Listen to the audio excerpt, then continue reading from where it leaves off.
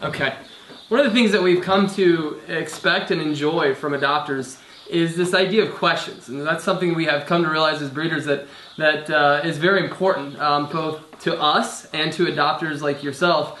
And really, what questions are about is to be transparent and to give the adopter an idea of how we view breeding and our philosophies, and really show what we look and how we look at breeding through our lens. And so that's something we really enjoy, quite frankly, is the idea of questions. But one of the things that I've noticed about questions and the questions that you guys ask us on an everyday basis through phone calls and conversations is that a lot of times the questions you guys ask are really basic, really surfacey, by-the-book questions that I really have memorized. And there's one question that I think that really cuts deep into this idea and this philosophy of breeding and bulldogs in particular. And I think it's so important that it's my favorite question. I think it's so important that actually when I have conversations with people, I usually bring it up. And I always hope that someday someone will ask me this question, but usually during my conversations I'll bring it up because I think it provides a level of transparency that no other question really can offer. And it's really this idea of what is your job.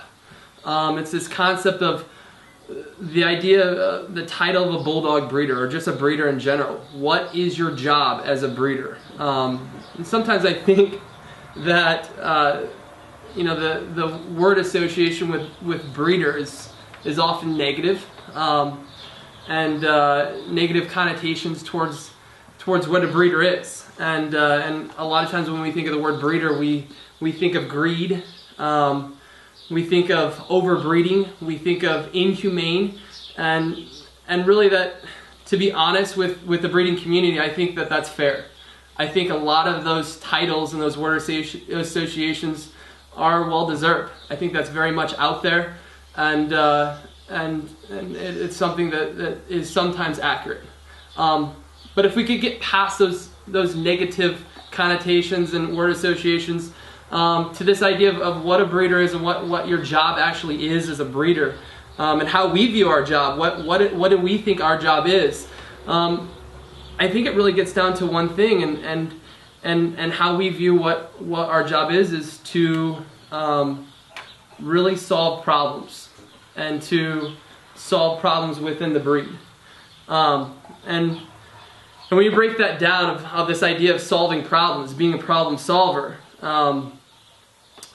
I think that you start to uncover what a breeder should properly be doing. And just to back up a step, what we are really trying to do is when we're solving problems, it's for the end user, okay, the end adopter. And everything we do is revolved around that end adopter and who that person is. And really for us, the end adopter is a family. The end adopter is a family that has always wanted a bulldog. It's that 6-year-old little boy that's having a birthday in a month, and the dad wants to get that boy a bulldog because that's what he wants. And the kid's going to absolutely love that dog for his entire childhood almost, and they're going to sleep together and play together, and they're going to be best friends. That's our end adopter. Our end adopter is the 11-year-old little girl that her college mascot that she cheers for her football team in college is a bulldog, and her family has cheered for this college team her entire life, and she and the family want a bulldog, and finally they get this bulldog. The end adopter is a 25-year-old couple that's never had a dog together, and this is their first dog, and they're going to get a bulldog. And those are the type of people that's our end adopter, and that's the type of people that we breed for. And really, ultimately, that's the type of people that we want our bulldogs to go to those type of homes. And when you start to get your mind around that concept of who our end family is, or end adopter is, it is families.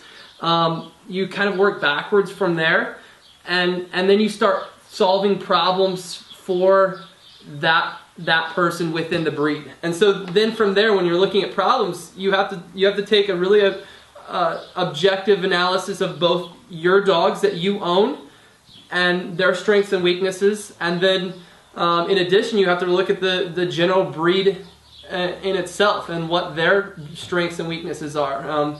You know, looking at the English Bulldog in general. Swayze, you okay, bub? But this idea of looking at strengths and weaknesses and then really looking how to solve those problems. And with bulldogs and through our lens of how we see the problems with bulldogs is, and you can see this through our website, you can see this through our Facebook, you can see this just through a 5-minute conversation talking to me about bulldogs, is we view the biggest weakness or the biggest problem within the breed and saturated through this breeding culture is health. And we know this. This is not a surprise to you guys or to me. And we see this. We have a general understanding within our culture that bulldogs and the bulldog breed is sometimes unhealthy. And so instead of taking more of a passive approach, which I think a lot of breeders do, taking a passive approach to that and accepting that bulldogs are just unhealthy and we're just going to breed them anyways, we kind of take a different angle where we say bulldogs can be unhealthy, but that's just a genetic thing. That's a cultural thing that has led to that problem. And so we go a different direction where we say, okay, we're going to attack that problem, and we're going to attack that problem through science. We're going to attack that problem through genetics, through dominant and recessive genes, through data, through research, through health testing, all those things. And you can check those things out on our website or talk to us of how we actually nuts and bolts do that. But it's taking that first step and trying to solve that problem that we perceive or view the bulldog breed having. And that's what we try to do actively every day within our bulldogs and our breeding program. Is it always 100% streamlined? Is it a straight line of success always? No, it's not. I will tell you 100% genetics are messy. Genetics are a messy thing, and it's never streamlined. But what you do is you gradually move your bloodlines, your genetics towards a healthier breed and towards healthier bloodlines, and slowly eliminate genetics. And so certainly it's never streamlined, certainly it's never 100% guarantee, but it's identifying that problem and slowly solving it, and slowly every day looking how you can correct those issues. And I think really when we come full circle around this idea of, one, having an in-adopter in mind, who are you breeding for, and then two, how are you solving the problem of the breed for that in-adopter, I think that that in itself is probably the purest form of what a breeder could be doing, is finding that in-adopter and having them in mind and then solving the breed's problems and going from there. And I think that day in, day out, that's what a breeder's job is to do.